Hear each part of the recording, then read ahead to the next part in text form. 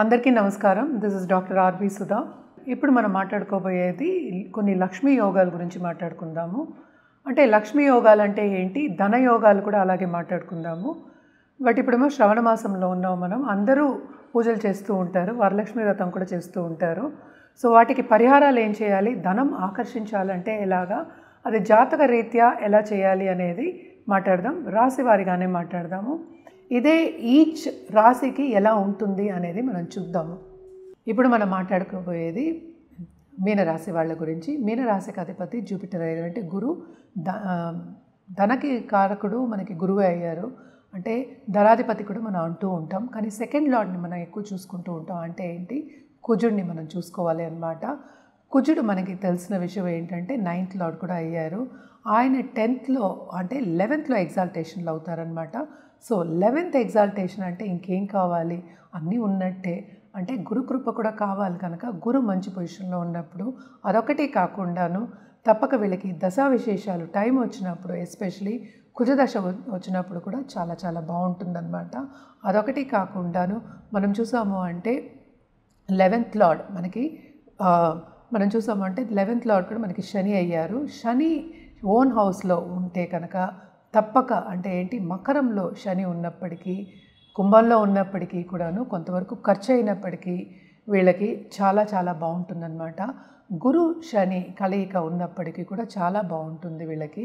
అలాగే ఏంటంటే 2nd and 9th lord కలయిక పరివర్తన, అంటే 2nd లార్డ్ 9thలో ఉండడం, 9th లార్డ్ 2ndలో ఉన్నప్పటికీ కూడా ధనయోగాలు, లక్ష్మీ యోగాలు అని చెప్పుకోవడం జరుగుతుందన్నమాట. ఏదైనప్పటికీను ఈ జాతకం పరిశీలించిన తర్వాతే మనకి ఎగ్జాక్ట్గా ఏమి యోగాలు ఉన్నాయి, ఏ లక్ష్మీ యోగాలు ఉన్నాయి అనేది తెలుస్తుంది. సో తప్పక ఏంటంటే జాతకం పరిశీలించుకున్న తర్వాత మనం నిర్ధారించవచ్చు. అదొకటి కాకుండాను జూపిటర్ ధనకారకుడు అయ్యాడు.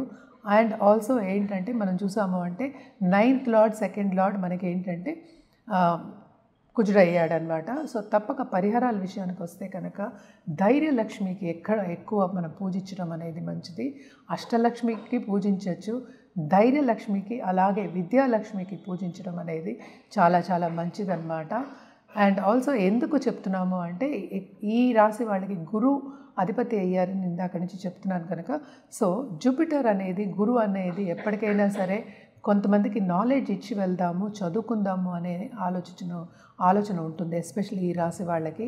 సో తప్పక ఈ కలయిక అనే ఉన్నప్పుడు, లక్ష్మీ యోగాలు పరిపూర్ణంగా ఉన్నప్పుడు మనం ఏమి చేయక్కర్లే, అదే మనని తీసుకెళ్ళిపోతూ ఉంటాయి అన్నమాట. ఏది ముట్టుకున్నా అది తప్పక బంగారం అయ్యే ఛాన్సెస్, అంటే సక్సెస్ అయ్యే ఛాన్సెస్ ఎక్కువ ఉంటాయి. బేసిక్గా ధనయోగాలు కానీ లక్ష్మీ యోగాలు అంటే మోస్ట్ ఇంపార్టెంట్ ఏంటంటే 9వ రాశి, అటు లగ్నం నుంచి చూస్తాం, అటు రాశి నుంచి చూస్తాం అన్నమాట. రాశి అంటే అందరికీ తెలుసు, చంద్రుడు ఏ ఇంట్లో ఉంటారో దాన్ని రాశి అంటాము నక్షత్ర రీత్యా. సో అదొకటి కాకుండా మోస్ట్ ఇంపార్టెంట్ ఏంటంటే వాళ్ళందరికీ కూడాను టైం రావాలి. మన పెద్దలు కూడా చెప్తూ ఉంటారు కదా, ఏదైనా సరే కాలం కలిసి రావాలి అని చెప్తూ ఉంటాము. సో కాలం కలిసి రావాలి అంటే దశా సిస్టమ్ కూడా, అంటే ఏంటి, మన టైం ఏంటని చూసుకోవడం అనేది వెరీ ఇంపార్టెంట్. బట్ బేసిక్గా ఏంటంటే ఎప్పుడు ఫ్రూట్ ఇస్తాయి అని చెప్పడానికి అనమాట. సో జాతక రీత్యా ఎలా చూసుకోవాలి, ఎలా చేయాలి అనేది మనం ఇప్పుడు మాట్లాడుకుందాము.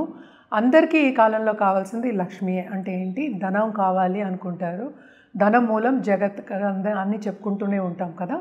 సో మోస్ట్ ఇంపార్టెంట్ లక్ష్మీ యోగం అంటే ఏంటి, 9వ ఇంట్లో 9th లార్డ్ అంటే పరివర్తన ఉన్న 2nd లార్డ్ తోటి, అంటే ఏంటి 2వ ఇంటి లార్డ్ తోటి పరివర్తన ఉన్న, లేకపోతే ఏంటంటే 9వ ఇంట్లో లార్డ్ ఎగ్జాల్టేషన్ అంటే ఉచ్చ స్థితిలో ఉన్న మనం ఏంటంటే ధనయోగాలు, లక్ష్మీ యోగాలు అని చెప్పుకుంటూ ఉంటాం అన్నమాట.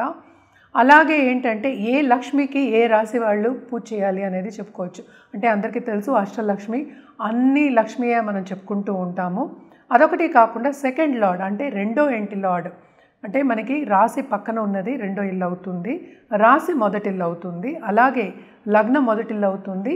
2వ ఇంటి లార్డ్ 2nd పక్క లార్డ్ ఏమో ఎగ్జాల్టేషన్లో ఉన్నా, లేకపోతే కొన్ని నీచ భంగ రాజయోగాలు ఉన్నా కూడా మనం చెప్పుకుంటాం. మోస్ట్ ఇంపార్టెంట్ ధనయోగాలు కానీ లక్ష్మీ యోగం నేను ఇందాక మాట్లాడినట్టు, ఎందుకంటే పూర్వీకుల ఆశీస్సులు కూడా ఉండాలి. అందుకని మనం ఎక్కువ 9th లార్డ్ అనేది చూసుకుంటాం. అంటే 9వ రాశి అధిపతిని చూసుకుంటాం, ఆయన ఎక్కడున్నారని చూసుకుంటాం.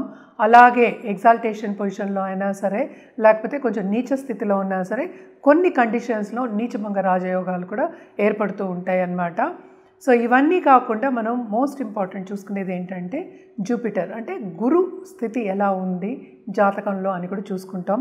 ఇవన్నీ ఎప్పుడు మనకి ఫ్రూట్ ఇస్తాయి, ఎప్పుడు రిజల్ట్ ఇస్తాయి అంటే ఎప్పటికైనా సరే టైం వచ్చినప్పుడు, కాలం కలిసి వచ్చినప్పుడు ఏదో ఒక విధంగా మనకేంటంటే దారి చూపించడం, అలాగే ఆపర్చునిటీస్ రావడం అనేది జరుగుతుందన్నమాట. అండ్ ఇలాగే ఏంటంటే గజకేశ్వరి యోగాలు కూడా ఉంటూ ఉంటాయి. అంటే గజకేశ్వరి యోగం కూడా చాలా మటుకు ఏంటి మనకి సంపద ఒకటి కాకుండా మనకి ఎక్కువ ఇప్పుడు రాజు లాంటి ఒక స్థితి వస్తుంది అని చెప్తూ ఉంటాం అన్నమాట. అంటే గజకేశ్వరి యోగం అంటే ఏంటి అనేది చూద్దాం.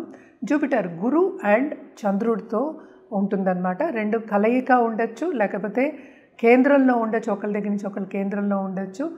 వెరీ ఈజీలీ ఎలా మాట్లాడుతున్నారు, ఎలా ఉంది అని చూసుకోవడానికి అన్నమాట. జాతకంలో అది గురు అలాగే చంద్రుడితో ఉంటుంది. గజం ఎక్కడం అనేది అంటే ఏంటంటే రాజుల వల్లే అవుతుంది. అంటే ఏంటి, రాజు ఒక్కడే గజాన్ని పోషించగలడు అనడానికి అనమాట. సో గజకేశ్వరి యోగం అనేది కూడా మనం చూసుకుంటూ ఉంటాం. లక్ష్మీ యోగంలో ఒక యోగం కింద చెప్పుకుంటూ ఉంటాం అన్నమాట.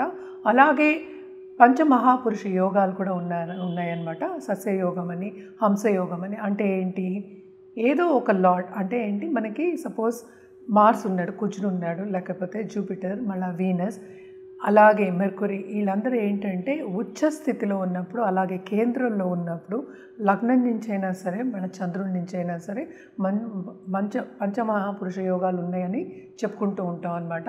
అది కూడా టైం వచ్చినప్పుడు, అంటే కాలం కలిసి వచ్చినప్పుడు, దశ కరెక్ట్గా మనకి పీరియడ్ వచ్చినప్పుడు, ఆ దశలు వచ్చినప్పుడు తప్పక పైకి వెళ్ళే ఛాన్సెస్ ఉంటాయి.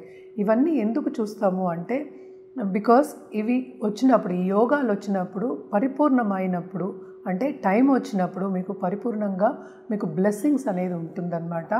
అదొకటే కాకుండా పెద్దల ఆశీస్ కావాలంటే నేను ఇందాక నుంచి చెప్తున్నాను, 9th లార్డ్ కూడా చూస్తాం, 9వ ఇంటి అధిపతి చూస్తాం, భాగ్యాధిపతిని చూడడం అన్నమాట.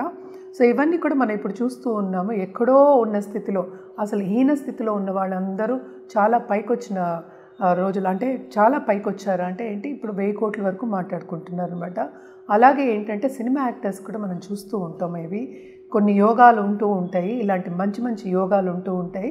ఇవన్నీ జాతక రీత్యా మనం చూస్తేనే మనకి తెలుస్తుందన్నమాట. మనం ఎప్పటికైనా సరే లక్ష్మీ యోగాల గురించి, లక్ష్మీ యోగాలు ఉండాలి అని ఎప్పుడు చెప్పుకుంటాము అంటే, ఎందుకు చెప్పుకుంటాము అంటే తప్పక ఎవరికైనా ఈజీగా పైకి రావాలి అనే ఉంటుంది. సో ఇవన్నీ ఉన్నప్పుడు, ఎస్పెషలీ లక్ష్మీ యోగాలు కానీ, ధన యోగాలు కానీ, లేకపోతే మహాపురుష యోగాలు కానీ ఉన్నప్పుడు తప్పక వీళ్ళు ఏంటంటే టైం, ఎస్పెషలీ దశా విశేషాలు చూసుకున్నప్పుడు, ఎప్పుడు ఏం చేయాలి అని పరిహారాలు చేసినప్పుడు తప్పక ఈజీగా పైకి వచ్చే ఛాన్సెస్, ఈజీగా సక్సెస్ సాధించే ఛాన్సెస్ ఉంటాయన్నమాట. మనం ఇందాక నుంచి మాట్లాడుకుంటున్నాము. అంటే ఏంటంటే అష్టలక్ష్మికి మనం పూజ చేసుకోవడం అనేది మంచిది. ఏదైనా మనం లక్ష్మి కిందే చూస్తాం. లక్ష్మి అంటే ఏంటంటే పాజిటివిటీ కిందే చూస్తామన్నమాట. ఆదిలక్ష్మి, అలాగే ఏంటంటే సంతానలక్ష్మి, ధైర్యలక్ష్మి, విద్యాలక్ష్మి, ధనలక్ష్మి, ధాన్యలక్ష్మి, అన్ని లక్ష్మికి మనం పూజించడం అంటే మహాలక్ష్మిని మర్చిపోవద్దు. మహాలక్ష్మికి కూడా పూజించడం అనేది మంచిది. మనం శ్రావణ మాసంలో ఉన్నాం, తప్పక మనం వ్రతాలు పూజలు చేసుకోవడం మంచిది. అండ్ ఆల్సో ఏంటంటే లక్ష్మీ యోగాలు మనకి పరిపూర్ణంగా రావాలి, లక్ష్మీ కటాక్షం మనకి రావాలి అన్నప్పుడు తప్పక ఈ అష్టలక్ష్మికి పూజించడం అనేది మంచిది. ఎస్పెషలీ ఫ్రైడే, మంగళవారం ఫ్రైడే అంటే తెలుసు, శుక్రవారం, అలాగే మంగళవారం పూజించడం మంచిదన్నమాట. కంటిన్యూస్గా పూజించుకోవడం మంచిదే కదా. మనం పాజిటివిటీయే చెప్పుకుంటాం. ఏదైనా పాజిటివిటీ కావాలి అన్నప్పుడు మనం పూజలు, అలాగే ఏంటంటే వ్రతాలు, అలాగే ఒక జాతి రత్నాలు, లేకపోతే వేరే పరిహారాలు, చిన్న పరిహారాలు చెప్పడం అనేది జరుగుతుందన్నమాట. సో తప్పక ఏంటంటే జాతకం పరిశీలించుకున్న తర్వాత ఒక రెమెడియల్ మెషర్స్ చేసుకోవడం అనేది మంచిది. ఇది కూడా ఏంటంటే లగ్నాత్ మనం ఎక్కువ చూసుకుంటాం. ఈ యోగాలన్నీను మన రాశి వారిగా కూడా మనం చూసుకుంటాము. సుదర్శన చక్రం అని మనం చెప్పుకుంటూ ఉంటాం. అంటే లగ్నాత్ చూస్తాం, అలాగే చంద్రుడి నుంచి చూస్తాం, అలాగే సూర్యుడి నుంచి కూడా మనం చూసుకుని ఎవరికి ఏం పరిహారాలు ఇవ్వడం అనేది ఏంటంటే జాతక రీత్యా ఇవ్వడం అనేది జరుగుతుంది. జనరల్గా అయితే అష్టలక్ష్మికి పూజించుకోవడం మంచిది.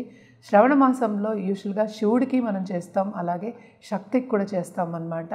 ఏదైనా సరే లక్ష్మి అన్నా శక్తియే, ఏదైనా పాజిటివ్గా మనం చెప్పినప్పుడు పాజిటివ్ వైబ్ అని కూడా అంటూ ఉంటాము. పాజిటివ్గా చెప్పినప్పుడు అది శక్తి రూపమే అవుతుంది. సో తప్పక శివశక్తులు కూడా పూజ చేయడం అనేది మంచిదన్నమాట. ఇవన్నీ చేసుకుంటూ ఉంటే ఏంటంటే పాజిటివ్ బ్యాంక్ బ్యాలెన్స్ మీకు పెరుగుతుంది. సో తప్పక చేయండి.